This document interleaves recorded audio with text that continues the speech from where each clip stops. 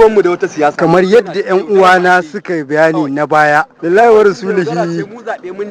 rasulihi mu muna kira dai ga gwamnati. Al'ummar ƙauyen Makera da ke mazaɓar Fagwalawa a ƙaramar hukumar Ɗanbatta kenan da ke bayyana yadda suka yanke ƙauna daga zaɓar duk wani ɗan siyasa da ke neman tallafawarsu domin neman ɗarewa madafun iko. Man da ya hau shi kenan babu shi da in ya zo lambobin waya duk yana kiran mu, amma yanzu babu lambar waya in ya gama mota mai duhu yake wuce ya mai da mu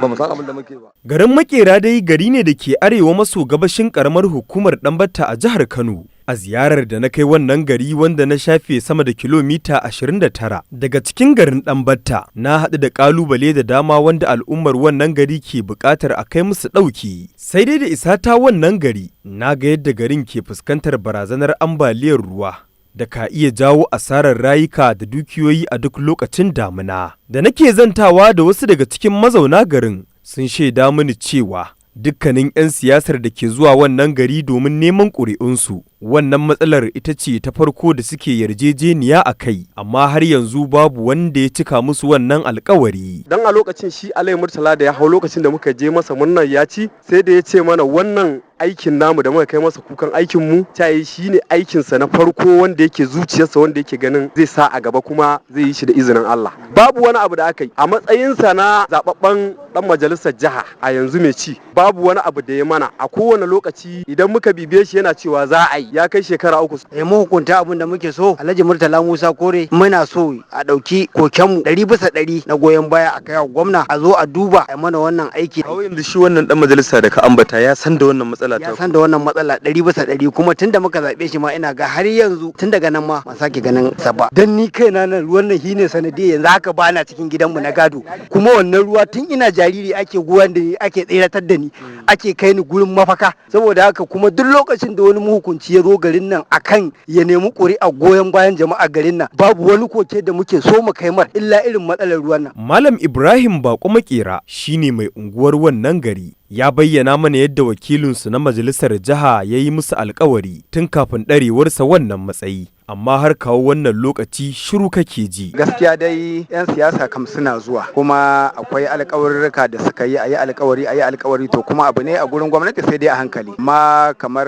shi wannan dan majalisa na mazabar Ɗanbatta Alai Murtala Musa Kore ya yi alkawari, to amma kuma har yanzu dai Allah bai kawo an yi wannan aiki ba. In kai wannan kokari ka gyara shine kurin. Kaga wancan mai gidan gashi nan har yanzu ma bai dawo ba, shekara kusan 2 kenan tunda ruwan ya zo ya lalata abin nan da sai wani gida kamar ramu ma a cikin gidan ruwan ne zai haka. Rijiya ce ta fada a gidan, rijiya ce ta fada kuma shine wannan ramin da ruwa ya zo ya abin nan ya zai din shine ya kai ga haka. An rubuta an kai to amma shi abu ne idan Allah bai kawo ba kaga ba yadda zaka yi. Yawa abu ne ana dai ta mu dai muna dai ta neman alfarma a wajen gwamnati, kuma muna addu'a Allah ya kawo lokacin da za a yi mana wannan aiki. Alhaji Murtala Musa Kore shine dan majalisar da ke wakiltar al'ummar karamar hukumar Ɗanbatta, ko da na tuntube shi kan alkawarin da mutanen Makera suka ce yayi musu gabanin ɗarewa kujerar wakilcinsu, sai ya shaida mini cewa tuntuni ya riga ya san da wannan matsala tasu, kawo yanzu kuma suna ɗaukar matakai daban-daban domin magance musu wannan matsala da ta addabe su. Ganin gaskiya kafin ma in shiga ofis na san akwai laruwar su guda da ta dame su, ita ce drainage da suke so a musu. To a illa da ikonsa mun zo tun a shekarar farko muna aikin haji a garin nan ruwa ya cinye shi, suka yi wasu abu aka turo min na ga abin da ya faru tun muna can, na samu chairman na house mai kula da environment na nuna masa abin da yake faruwa, na rubuta takarda da mun dawo daga aikin haji muka nemi lalle a zo a yi drainage a gurin nan domin a ceto al'ummar daga cikin wannan kangi. So kawo yanzu zuwa wani lokaci al'ummar wannan gari za su tsimayi wannan aiki? Na je garin ni da su ne musu bayani, na ce da su muna bara addu'a, kuma na gaya musu lalle aikin su yana cikin raina kuma yana cikin zuciyata, ba yanda za in zauna ko ina in yi magana ta aiki a dan matsalolin ba sa makera ba ce, domin ni na san abin da aka yi mun, na nuna maka result din su na zabe, na san abin da aka yi mun kuma su sun san na sani. Saboda haka muna fatan daga nan kafin damuna ta saukan Allah da mu zo mu yi wani abu a makera akan wannan drainage in Allah da.